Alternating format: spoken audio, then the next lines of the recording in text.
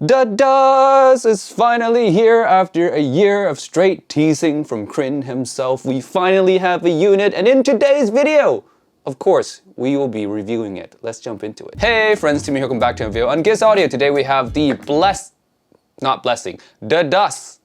Yep, that's right, it's just called Dusk. So as we all know, the Dusk is a successor to the very legendary Blessing 2 Dusk, an IEM that I rank very highly and I still love till today. The Blessing 2 Dusk was an IEM that really does nothing wrong. It does everything great, and at the time, and even today, if it was still around, still beats a lot of Kilobug IEMs out there. So it goes without saying that the Dusk has a lot to live up to, and in many ways it does live up and exceed the predecessor. However, there are some drawbacks to this as well, but before we get into that, let's just jump right into the sound performance. Now, since the Dusk has 6 different sound signatures, I decided to go into the universal pros that all of them have in common first, and that is the timbre. The timbre of vocals and instruments on the Dusk is some of the best I've ever heard. It's so incredibly smooth and natural. There are no peaks in the lower treble that can cause vocals or instruments to sound congested or digital in any way. The second universal pros is the great technical performance. Let's bring up my scale right here.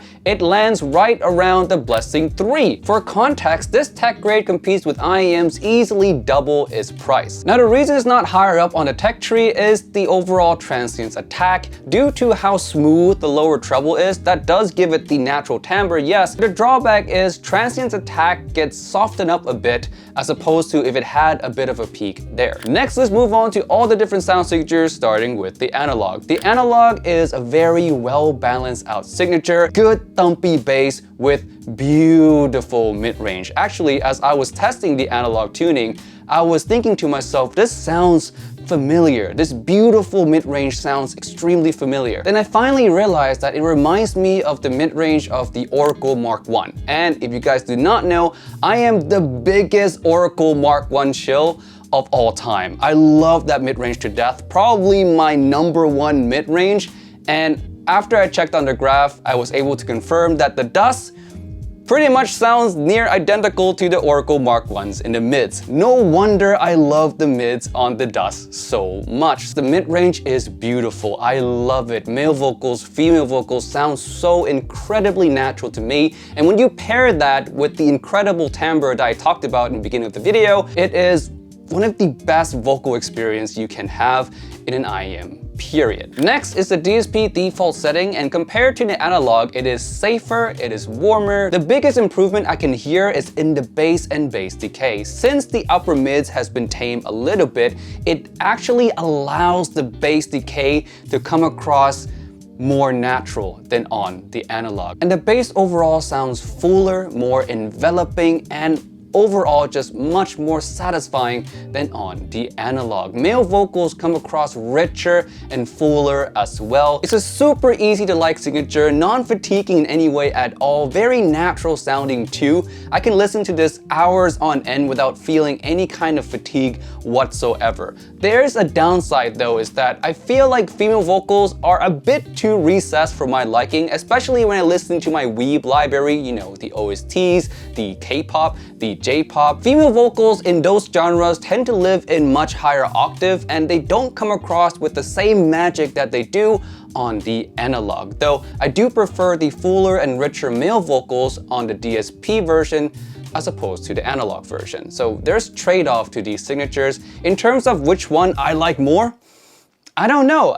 I like them both. I really can't pick a favorite because I love the bass on the DSP version as well. I wish I can Dragon Ball Z fusion these two signatures together and have a perfect one, but you know, I can't do that of course. So for me, if you have a library that listens to a lot of weeb type of stuff, then I think the analog sounds better. But any other library, I would say the DSP would be more satisfying. Next is the V setting, and this is basically the DSP default with elevated bass and elevated treble. I think it's nicely done here. It doesn't recess the mid-range too much, so it's just a fun booster to the DSP default, if you will. But if you ask me, I still prefer the DSP default. Next is the Harman signature, and I can tell you right now, if you're a fan of Harman, this does Harman really well. If you like IEMs like the Variations or the Truthear Nova, the Dusk Harman preset slots right in between them. It's better than the Nova and slightly worse than the Variations, so Harman fans, you guys can be happy about this. Next is the Bass Plus, and this is the one that I would say no to because it is just way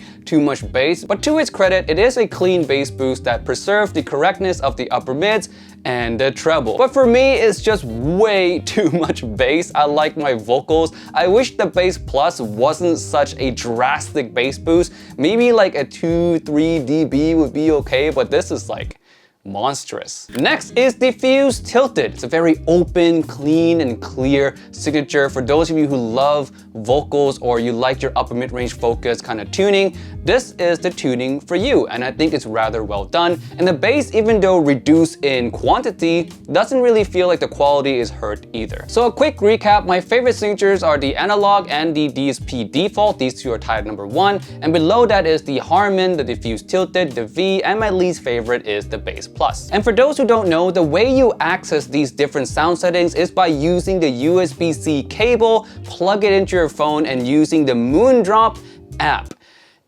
And here's where I'm going to start to talk about the cons. The biggest problem with the Dusk is not even about the Dusk, it's about the Moondrop app. It is janky. It sometimes doesn't recognize that I have the Dusk plugged in. But luckily, when I do have the Dusk plugged in, it works pretty okay. Yeah, when I switch around the signature, it works fine. But just the fact that I have to restart the app a couple times sometimes to get it to recognize the Dusk, it's kind of a pain in the ass. The other con has to do more with the USB-C cable and DSP in general, is that when I have it plugged into the phone, I can't get precise volume control as I can on my desktop setup or if I have a DAC connected to my phone. And it's annoying for me when I can't get the volume just right. It's either too soft or just way too loud, and it kind of ruins the experience a bit. There's another issue that some of you guys brought up to me, is that if you happen to lose the DSP cable, what do you do then? Can you still listen to all the presets? The answer to that is yes, you can. I asked Crin about it and he said you can just buy any free DSP cable, but what you're gonna have to do is you have to input the EQ value into the Moondrop app yourself. And I did ask Crin for those values, so they're on the screen for you guys right now. So if you happen to lose the cable sometime in the future, come back to this video and just copy all of these settings and you can still listen to all of your DSP sound signatures. But wait, I have an even better solution for the Android users out there. I actually took the values that Crin gave me and made wavelet files. What that means is you can use the analog cable of the Dusk and just apply these EQ settings on your phone or on your computer to listen to the various DSP sound signatures. This of course fixes all the problems that I mentioned so far. You don't even have to use the app, and if you lose your cable, it's alright, you can use the analog. And of course, since you can use the analog cable, you can attach a DAC to your phone now so you can have precise volume control as well. Hello, voiceover Timmy here. While I was filming the video, I completely forgot to do any comparison whatsoever. I have no idea why, so let's do them now. So the Dusk versus the Blessing 2, the Dusk is much more natural, especially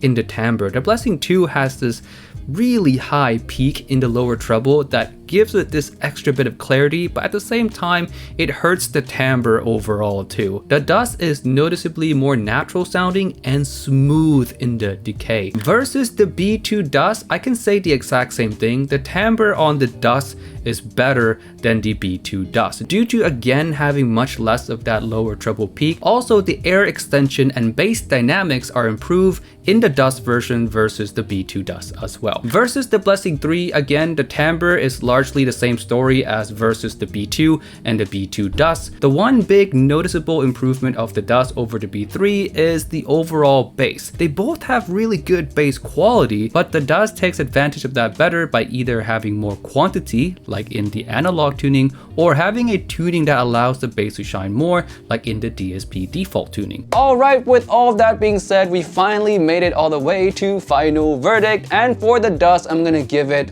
a big green thumbs up. It is one of the best IEM released in a long while. It is an improvement over the Blessing 2 Dusk and also an improvement overall to the Blessing 3 as well. It's a very easy recommendation if you want a one and done IEM, you want to keep only one in your collection, and for $359 it is absolutely a steal. Oh yeah, one last thing. I see some people complain about accessories, and I'm not really a big accessory guy, but I can see your point. The cable does feel rather lackluster for the price. I think Moondrop could have added the same cable they use for the Kato. I think that's a much better looking cable than what we got with the analog Dusk, and I think it would add to the overall premium feel for the price as well. But just with all that being said, thank you so much for watching this video all the way to the end. If you've tried the Dusk before, leave your thoughts in the comment section below, and of course I'll see you guys in the next video. Peace out and die bus.